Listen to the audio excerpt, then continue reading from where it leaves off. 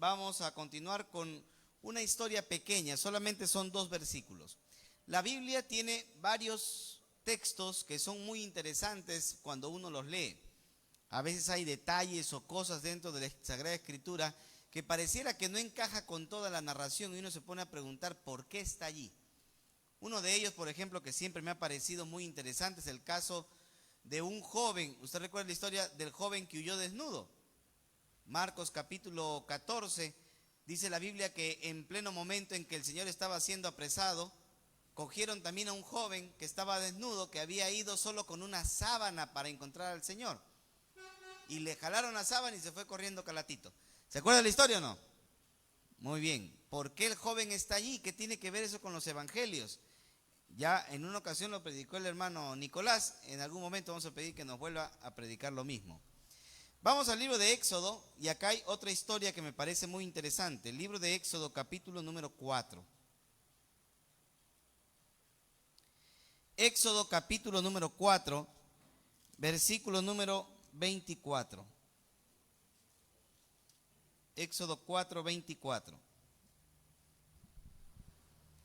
Dice la Biblia, y la Biblia es la palabra de Dios. Amén. Uy, nadie cree, acá todos son incrédulos. Muy bien, versículo 24. Dice, y aconteció en el camino que en una posada Jehová le salió al encuentro y quiso matarlo. ¿A quién quiso matarlo? Entonces Séfora tomó un pedernal afilado y cortó el prepucio de su hijo y lo echó a sus pies, diciendo, a la verdad, tú me eres un esposo de sangre. Así le dejó luego ir, y ella le dijo, esposo de sangre, a causa de la circuncisión. Muy bien, son 2 versículos nomás. Bien, hermanos, aquí nos encontramos frente a un breve relato. Versículos anteriores para poder entender el contexto, porque un texto sin contexto es un pretexto, ¿no? Y a algunos les encanta poner pretextos, ¿no? Muy bien, vamos a ver un poquito el contexto para entender a quién quiso matar el Señor, porque acá solamente tenemos un pronombre que alude a una persona, quiso matarlo, pero no dice a quién. Bien, vamos a ver. Versículo número 18. 4:18. El Señor está hablando con Moisés en medio de la zarza. Sigue hablando con Moisés y le dice versículo 18. Así se fue Moisés y volviendo a su suegro Jetro, le dijo, iré ahora y volveré a mis hermanos que están en Egipto para ver si aún viven.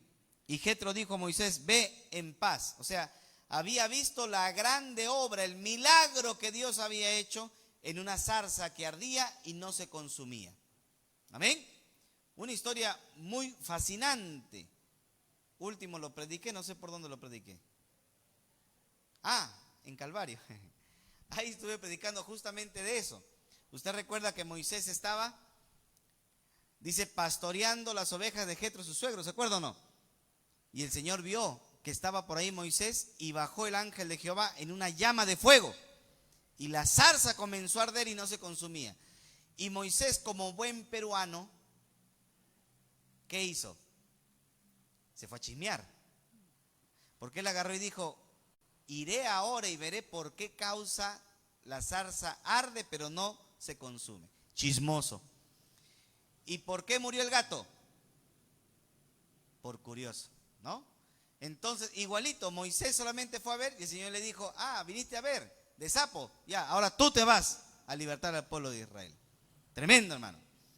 Ahora mire, en toda esta disyuntiva, todo esto donde Moisés le dice no y sí, al final decide ir porque Moisés le puso muchas excusas, le dijo, Señor, yo no puedo hablar, esto es todo, amigos. ¿Se acuerdan o no? Él decía que él era tartamudo, que no podía hablar, y el Señor le dijo, ¿quién hizo al mudo y al que habla? ¿Quién hizo al sordo y al que oye? ¿Acaso no es Jehová? Así que por más que tú seas tartamudo, igualito te vas. Y lo mandó, ¿se acuerdan o no? Ahora, Moisés va donde Jetro, su suegro, y le dice, me voy porque el Señor me ha mandado a libertar al pueblo. ¿Y qué pasó? Versículo 19. Dijo también Jehová a Moisés en Madián. O sea, el Señor ahora le comienza a hablar a Moisés.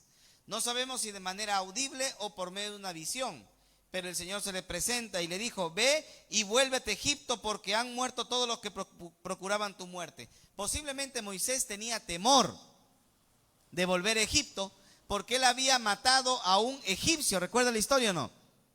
Y no se había saldado el delito que él había cometido. Todavía no se había saldado el delito, él todavía era culpable. Pastor, no recuerdo muy bien la historia. Muy bien, ya pronto viene otra vez los 10 mandamientos, ¿no? El próximo domingo, Viernes Santo, próximo Viernes Santo, no se olvide, los 10 mandamientos con Charlton Heston, ¿ya? Muy bien, para que se acuerde un poco la historia. Pastor, ¿y la Biblia? En la Biblia está, pues, hermano. ¿Cuándo, pastor? No, está en la Biblia, en la palabra de Dios. Entonces, en ese momento, Moisés es posible no haya querido ir porque él esperaba que en Egipto todavía estuvieran los que esperaban su muerte, pagar por causa de la muerte que él había suscitado de este egipcio capataz que estaba abusando de uno de los hebreos. ¿Y qué pasó? Versículo número 21. Entonces Moisés tomó a su mujer y a sus hijos y los puso sobre un asno y volvió a la tierra de Egipto. Volvió a la tierra de Egipto. Tomó también Moisés la vara de Dios en su mano. O sea, Moisés estaba preparado. La traducción de este versículo está mal hecho, completamente mal hecho. Porque en el texto hebreo lo que dice es que Moisés preparó a su esposa y a sus hijos y los envió a otro lugar. Y que él mismo se prepara para irse a Egipto. Es posible que no haya querido ir con su esposa e hijos para no arriesgarlos en el viaje, tampoco para enfrentarse con Faraón. Ahora, ¿qué sucedió? Versículo número 21. Y Jehová dijo a Moisés, ahora, esto es importantísimo, hermano, para que podamos entender el versículo 24 y 24, 25 y 26, necesitamos entender el versículo número 21. Apúntelo allí. Si usted tiene resaltador, resáltelo, póngale una chispita, una florcita, un corazoncito, algo, para que usted sepa que ese versículo es importante para entender el contexto del versículo 24 al 26. Y dice allí, mire lo que dice, verso 21. Y Jehová dijo a Moisés, cuando hayas vuelto a Egipto, mira que hagas delante de Faraón todas las maravillas que he puesto en tu mano, pero yo endureceré su corazón, de modo que no dejará ir al pueblo. Y dirás a Faraón, Jehová ha dicho así, Israel es mi hijo, mi primogénito. O sea, Dios está diciendo, yo soy el padre ¿de quién? De la nación israelita. Los israelitas son mis hijos. Israel en su conjunto es mi primogénito, es mi hijo. Y tú tienes que dejar a mi hijo en libertad, le está diciendo a Faraón. ¿Pero qué? Dios mismo está diciendo que va a endurecer el corazón ¿de quién? De Faraón, ¿sí o no? Ahora siga leyendo, es importantísimo esto, versículo 23. Ya te he dicho que dejes ir a mi hijo para que me sirva, mas no has querido dejarlo ir. He aquí que yo voy a matar a tu hijo, a tu primogénito. ¿A quién le está hablando Dios? Al Faraón. Entonces Dios le está diciendo a Faraón, si tú no dejas ir a mi hijo, yo voy a matar a tu hijo. ¿Estamos de acuerdo o no? Ahora, ¿en qué momento de la historia muere el hijo de Faraón? ¿En qué momento de la historia? En la noche de Pascua. ¿Sí o no? En la noche de Pascua. Porque es ahí donde comienza a salir el ángel de la muerte y matar a todos los primogénitos de Egipto y de los hebreos. ¿Recuerda la historia o no? Muy bien. Ahora, ¿por qué esto es importante? Versículo 24. El último mensaje que Dios le da a Moisés es, anda Faraón y dile que deje ir a mi hijo, porque si no deje ir a mi hijo, yo voy a estrangular y matar a su hijo.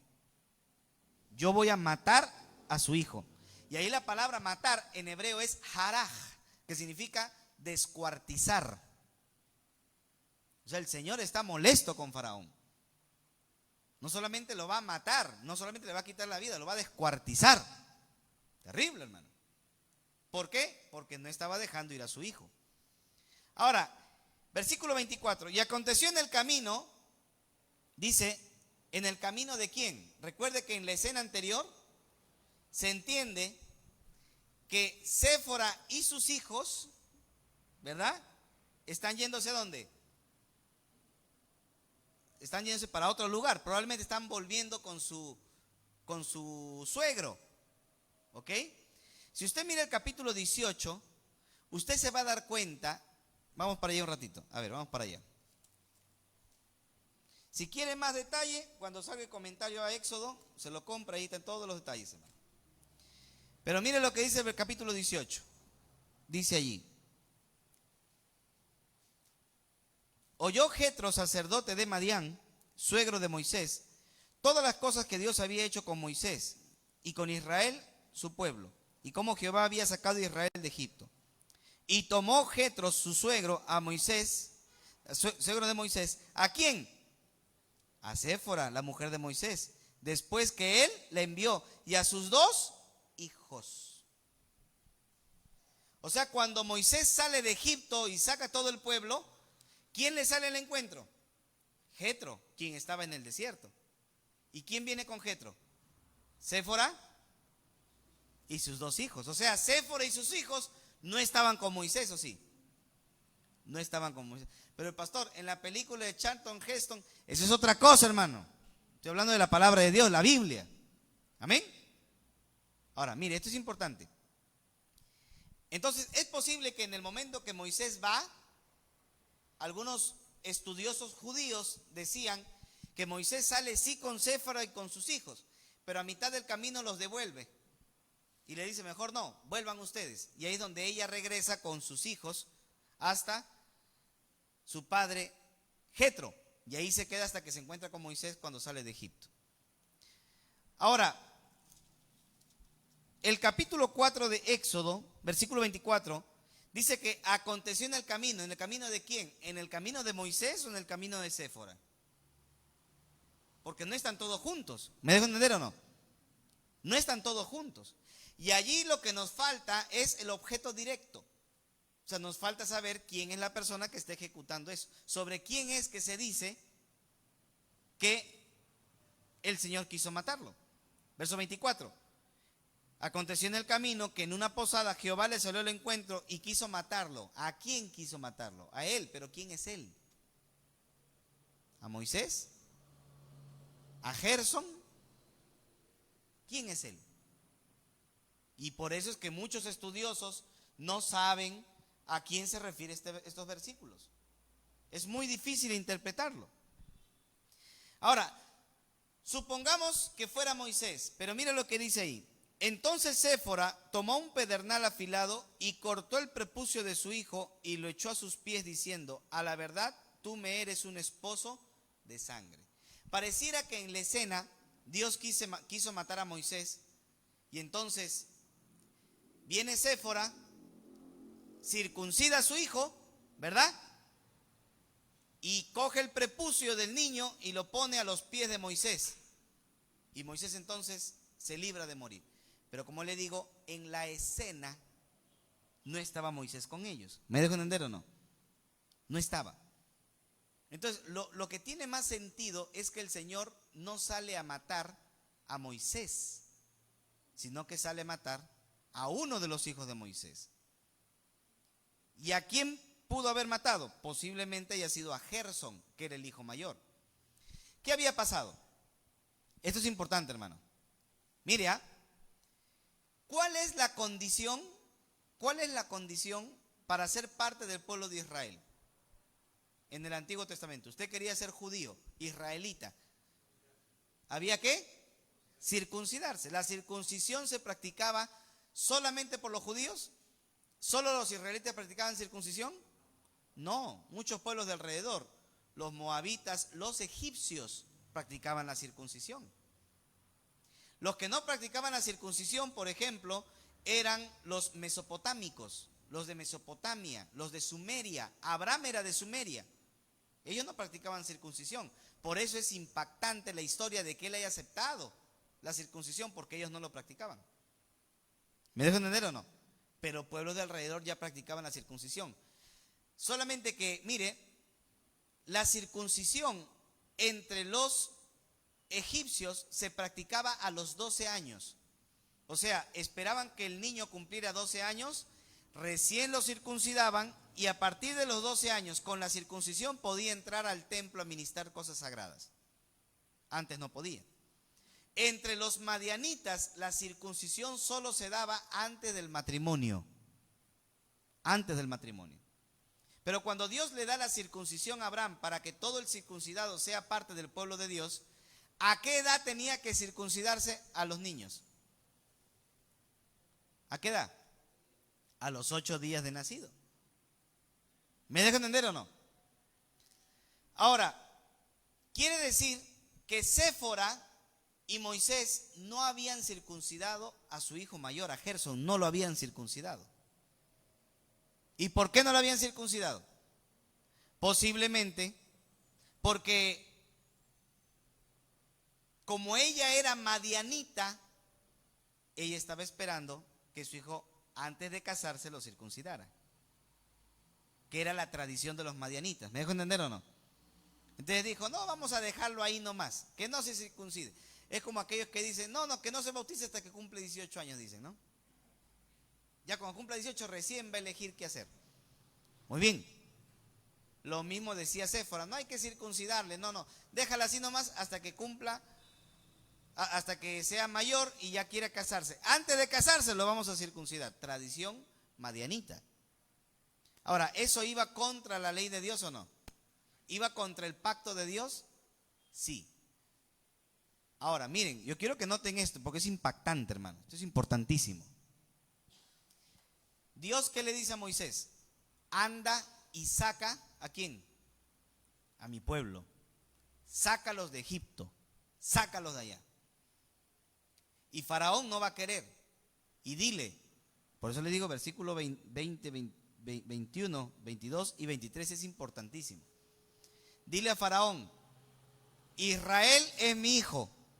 Y si no me entregas a mi hijo, yo voy a matar al tuyo. ¿Cuándo iban a morir? En la noche de Pascua. ¿Hasta ahí estamos claros o no? Ahora, ¿por qué entonces Dios quiere matar a Gersón, al hijo mayor de Moisés? Porque no era parte del pueblo de Dios. ¿Me dejo entender? Si el juicio de Dios iba a empezar matando a todos los que no eran parte de su pueblo, ¿quién era el primero que tenía que morir? Gersón. Porque no estaba circuncidado. Y si no estaba circuncidado, no era israelita. ¿Me dejo entender o no? Entonces Moisés iba a tener primero que morir su hijo. Porque Moisés estaba circuncidado o no. Él sí estaba circuncidado. Él era hebreo, pero su hijo no. Entonces, en ese castigo divino, el primero que iba a morir, ¿quién era? El hijo de Moisés. Por no estar circuncidado. ¿Amén o no? Entonces, el niño probablemente quiso morir, o se iba a morir, que no sabemos qué pasó. Versículo 25. Entonces Séfora tomó un pedernal afilado y cortó el prepucio de su hijo y lo echó a sus pies. ¿A los pies de quién? Se supone que a los pies de Moisés. Pero Moisés no estaba en la escena. ¿Me dejo entender? Y ahí la palabra pies no se refiere a los pies como entendemos. Allí la palabra pies se refiere al falo masculino. Es decir, circuncidó a su hijo y con la sangre comenzó a pintar el falo de su hijo. ¿Con qué propósito? Con el propósito de recordar la Pascua. ¿Sí me dejan entender o no? Porque fue en la noche de Pascua que murieron todos los niños que no eran israelitas, no eran hebreos. ¿Amén o no? Así como que esa escena es una mini Pascua. Como que esa escena es una pequeña antesala. ¿Sí me dejo entender? ¿Cómo le llaman? Precuela, ¿no? ¿Qué le llaman precuela? Cuando viene una película que se convierte en famosa, viene la secuela. Pero luego viene la precuela, ¿no? Lo que es antes. Ya, como que esta escena es una precuela de la historia de la Pascua. Como que te va anunciando cómo va a ser la Pascua. Eso es como una mini Pascua. Pero empezando ¿por quién? Por el hijo de Moisés. ¿Amén o no? Interesante. ¿Y qué pasó? Y le dice, a la verdad tú me eres un esposo de sangre. Ahí la palabra esposo está mal traducido. Porque la palabra hatán en el hebreo puede ser traducido como esposo, pero más sentido tiene pariente. Es decir, tú me eres un pariente de sangre. Porque se está refiriendo a su hijo, a quien acaba de circuncidar. ¿Me dejo entender o no? Y dice, así le dejó luego ir. ¿Quién? El ángel de Jehová que le quería matar. Y ella dijo, Hatam Damim, o sea, pariente de sangre, a causa de la circuncisión. Ahora, ¿por qué es importante esa nota al final? Porque la palabra Hatam Damim, o sea, pariente de sangre, no se usaba para los esposos en la época de Moisés. En una época muy anterior sí, pero en la época de Moisés no. Se usaba para los parientes. ¿Me dejo entender o no? Entonces, como había perdido su significado original, es importante que el que cuenta la historia te aclare detalles que el que lee no va a entender. Ni siquiera los que leyeron originalmente la historia. ¿Sí me dejo entender o no? Porque ya era una frase muy arcaica, muy antigua, no se sabía el significado y tiene que proceder a explicarlo. Ahora, hermanos, esta historia es muy interesante. ¿Por qué? Porque tenemos a Moisés, un gran hombre de Dios, ¿o no? A quien Dios había ordenado a ir a sacar al pueblo. Pregunta, ir a sacar al pueblo de Egipto y hacerlos pasar por el Mar Rojo y hacer un milagro extraordinario y llevarlos por el desierto. Todo ese trayecto donde Dios iba a hacer milagros y que Moisés iba a ser parte de la obra de Dios, todo ese trayecto, ¿era algo grande o no era grande, hermano? Todo el proyecto de sacar a Israel y pastorearlos por 40 años en el desierto, ¿era algo grandioso, magistral, magnánimo, esplendoroso, apoteósico? ¿Era algo fascinante o no? Sí. Y miren, Moisés iba a hacer algo grande, hermano. ¿Usted se imagina? Miren, no le digo, vea la película de Charlton Heston, ahí está. Cómo Moisés es así, ¿qué pasa? Se abre el mar, ¿sí o no? Cosas maravillosas, tremendas. Moisés decía, tienen hambre, mañana van a comer carne. ¿Y qué pasó? Todas las codornices vinieron, ¿sí o no? Quieren comer pan, van a comer pan. Y les dio pan, hermano. Dice la Biblia, pan de los ángeles les dio a comer. O sea que en el cielo hay panadería también. Y el Señor hizo que cayera pan, ¿sí o no? Oye, hermano, cosas maravillosas, cosas milagrosas. Hermano, yo le pregunto, ¿no fue grande lo que hizo Moisés? Pero se olvidó de algo tan básico. No circuncidar a su hijo. No sé si nota la diferencia. Dios lo manda a hacer cosas grandes y el problema de Moisés es que no hizo algo tan básico. Circuncidar a su hijo. Hermanos, eso también nos pasa a nosotros. Tenemos la idea de cambiar lo pequeño por lo más grande. Tenemos la idea de olvidarnos de cosas tan básicas en la vida cristiana por cosas que son grandes y maravillosas. Pero Dios siempre quiere que volvamos a lo básico. ¿Amén? Dios siempre quiere que volvamos a cosas tan simples. Por ejemplo, puede haber un creyente que es fiel asistiendo a la iglesia o no. Esa es una obra grande. Todos los cultos viene temprano, presto para servir. Tremendo, hermano. Hermana que está dispuesta a servir al Señor. ¡Qué tremendo! Mira, es un hermano que viene temprano, bien vestido, correctamente para servir. Todo, tremendo. Uno lo mira, tremendo lo que está haciendo. Pero no sabe perdonar. ¿Me dejo entender o no? A veces nos concentramos en lo grande y nos olvidamos de lo básico. Asistir a la iglesia es algo grande, pero no saber perdonar o no querer perdonar y guardar resentimiento es algo tan básico que la Biblia nos ha enseñado. O por ejemplo, ¿qué podemos decir de algún hermano que en las actividades canta, sirve, está allí, hermanos, sirviendo a Dios, pero descuida su vida devocional? Por fuera está activo y por dentro está vacío.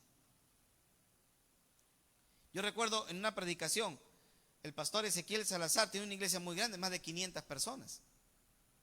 Y lo invitan a una conferencia donde habían como 200 pastores. Y la publicidad era, venga para la conferencia de Igle Crecimiento, ¿no? ¿Cómo crece una iglesia? Y 200 pastores habían, dice el pastor Ezequiel, habían ido 200 pastores con su cuaderno, con su lapicero, todo y todos así mirando así para ver qué va a decir el pastor sobre cómo hacer crecer la iglesia, sobre cómo hacer que la obra de Dios siga adelante. Y 200 pastores mirándole, y sale el pastor Ezequiel y les dice, hermanos, yo no les voy a decir algo más grande e importante que lo básico. Ponte a orar. Y todos estaban ahí mirando, ¿qué? ¿Y cómo hago crecer mi iglesia? No, ponte a orar. Nada más. Cultiva tu vida devocional, cuida a tu mujer. O sea, le habló de cosas tan básicas de la vida cristiana. ¿Amén? ¿Qué hace uno, hermano, sabiendo griego, hebreo, aprendiendo, haciendo exégesis de los pasajes más profundos de la Biblia? ¿De qué te sirve si tratas mal a tu mujer? ¿Amén? No te sirve nada. Todo es careta, hermano. Es como la vez pasada compartía una publicación que había hecho, porque tengo varios amigos que son académicos en el Facebook. Saben griego, saben hebreo, saben exégesis tremendos. Y yo les digo, le pongo ahí, no sé si usted lo vio, le pongo el texto en griego, Hebreos 10:25, y le pongo, por si acaso, en griego dice lo mismo que en español, no deje de congregar. ¿Amén? Porque es tan básico. La vez pasada me escribió una persona por el Messenger y me dice, Abraham Salazar, te vas a ir al infierno por haber dejado la sana doctrina. Y me comenzó a mandar al infierno, hermano, tremendo. Te vas a ir, porque como yo había sido pentecostal, y creo que el otro era pentecostal, y me comienza a decir, y te has ido los bautistas, seguidores de Calvino, perdido todavía en la doctrina.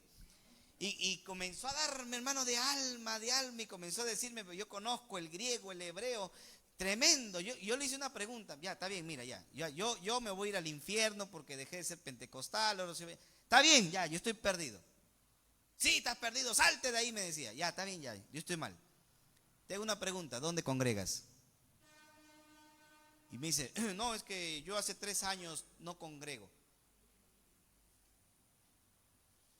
Entonces yo le digo, mira, no me vengas a decir, o sea, yo que me salgo de una iglesia pentecostal y desde allí hasta el día de hoy fielmente congrego, sirvo al Señor, busco a Dios, me voy al infierno, y tú que no congregas 3 años, ¿está bien con Dios? Hermano, ese es el problema de la gente, porque hay cosas que son básicas. ¿Amén? El problema de Moisés era que Moisés se había alucinado, ¿no? Dios le dijo, anda, y cuando vio los milagros y los portentos, Moisés dijo, me voy. ¿Cómo no se iba a ir, hermano? Si Dios lo había mandado. Él ya se miraba abriendo el mar, ¿sí o no? Pero se olvidó de algo tan básico, circuncidar a su hijo. ¿Sí me estoy dejando entender, hermano? A veces nos concentramos en las cosas tan grandes. Hermano, por ejemplo, puede haber un hermano que escucha predicaciones toda la semana y dice, oh hermano, esta semana me he escuchado mínimo unos 10 sermones. Uy, de Paul Washer, MacArthur, de Sproul, de todo me he escuchado. Menos de su pastor. De todo se escucha menos de tu pastor.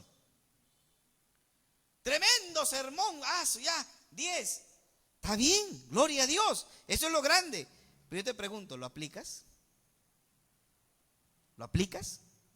Porque el problema no es que estés 10 horas escuchando Spotify a tu predicador favorito. El problema es que si estás 10 horas, ¿cuánto de eso realmente aplicas a tu vida? ¿Amén? Hermanos, buscamos enseñanza sin obedecer. Hay algunos que están ahí preocupados. Pastor, ¿y usted qué opina de Irán, el anticristo? ¿Qué significará el dedo gordo del pie de la estatua de Daniel? ¿Usted sabe qué significa, pastor, la suciedad que está en la uña de la estatua? Y se meten a investigar tonterías cuando lo básico no pueden hacer, hermano. ¿Amén? O sea, ¿de qué te vale saber todo el panorama escatológico de la Escritura cuando la Biblia te dice que congregues, que ores, que lees tu Biblia? Que son cosas tan básicas en la vida cristiana, hermano. Que no te juntes con incrédulos. Amén. Que son cosas tan básicas de la vida cristiana.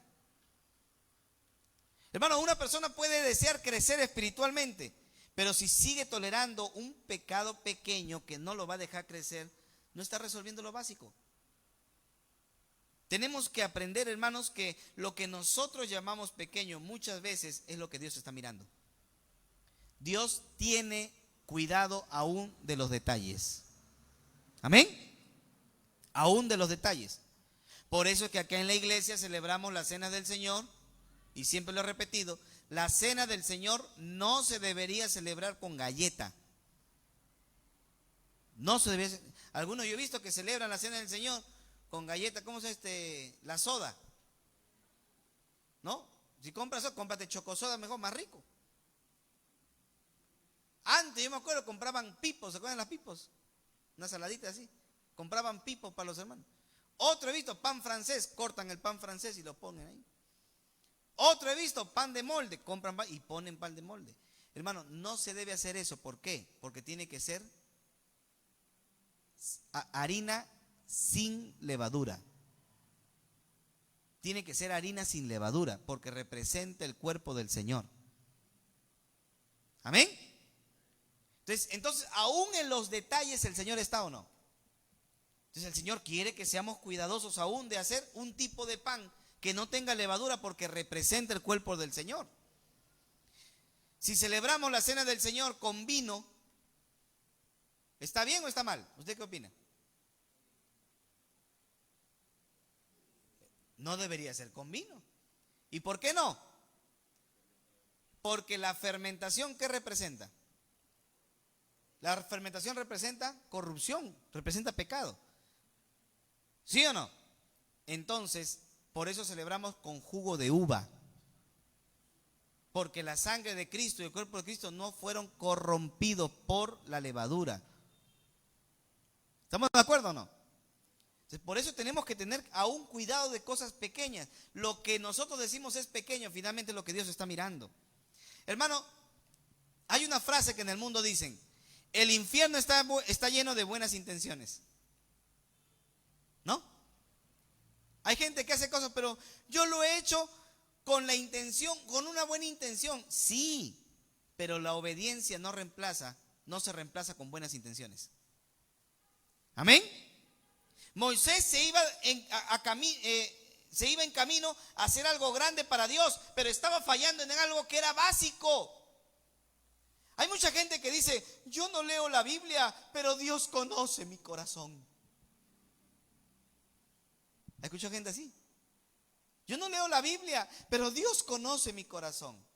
Nuevamente, lo que estás diciendo es que Dios conoce tu buena intención y eso justifica de que puedas ser desobediente. Amén. Hay gente que dice: sé que yo debería arreglar ese problema en la iglesia, pero bueno, igual voy a seguir yendo a la iglesia. Estamos dejando las cosas básicas por buenas intenciones. Hay gente que dice: bueno, yo no he perdonado, pero estoy sirviendo en la iglesia y eso cuenta. No, no cuenta. No sirve de nada. Porque Dios quiere que primero aprendamos a arreglar las cosas básicas. No pensemos que una cosa compensa a la otra. Amén. No pensemos que una buena intención va a reemplazar la obediencia. Dios no cambia la obediencia no se negocia. Hay que obedecer a Dios en lo básico. Amén. Porque Dios hubiera dicho, Moisés, anda, libra a mi pueblo. Y Moisés hubiera ido. Y Dios mira, no está circuncidado Gerson. Ya no importa, así nomás que quede. Ya, anda Moisés, anda. Así le dijo el Señor. No, el Señor dijo, anda a libertar a mi pueblo. Y cuando se da cuenta acá, no estaba, no, ahí, ¡pum!, casi lo mata. ¿Y qué tuvo que hacer Séfora? Retornar a lo básico. Amén. Dios nunca cambia lo grande por lo básico. Hermanos, Dios confronta lo personal antes de que podamos avanzar. Dios no iba a dejar que Moisés avance hasta que no resuelva primero el problema de su hijo, ¿sí o no? Moisés no podía seguir haciendo la obra de Dios si primero no solucionaba lo básico. Hermanos, y muchas veces así sucede con nosotros. No es que no avancemos porque Dios no nos quiere bendecir. Muchas veces no crecemos en la vida cristiana. Muchas veces no avanzamos porque hay algo pendiente que no queremos obedecer. Amén. A veces hay cosas básicas que no hemos resuelto. A veces oramos, Señor, te pido que me ayudes a crecer espiritualmente, pero sigues en una relación incorrecta delante de Dios. Amén. Señor, quiero que me ayudes esta semana. Hoy el Señor está así tapándose los oídos, porque ¿cómo puedes pedir la ayuda de Dios si estás con un incrédulo, con una incrédula? ¿Escuchando, hermano, o no? Señor, te pido que me ayude. Y anda robando en la empresa, anda mintiendo, anda engañando. Hermano, si no empezamos por lo básico, no sirve lo demás. Amén. Hay gente que pide bendición, pero no quiere ordenar áreas en su vida que sabe que está mal. Hay gente que quiere paz, pero no quiere reconciliarse con el hermano con el que no se lleva hablando un año. Señor, dame paz. Enséñame a perdonar. Y cuando pasa el hermano, pasa la hermana, volteas tu cara. ¿Sí me dejo entender o no? Cuando las cosas son tan básicas, hermano, Dios ya habló. El problema no es falta de dirección, el problema es falta de obediencia. No obedecemos a Dios en las cosas básicas, en cosas tan sencillas. Así que, hermanos, ¿qué aprendemos en esta noche? Lo primero que aprendemos es que Dios espera que lo obedezcamos, aún en las cosas que nos parecen pequeños. A Dios no le importa tantas las cosas que hagamos. A Dios lo que le importa es que lo obedezcamos en las cosas que ya sabemos y en las cosas que son tan básicas en la vida cristiana. Amén.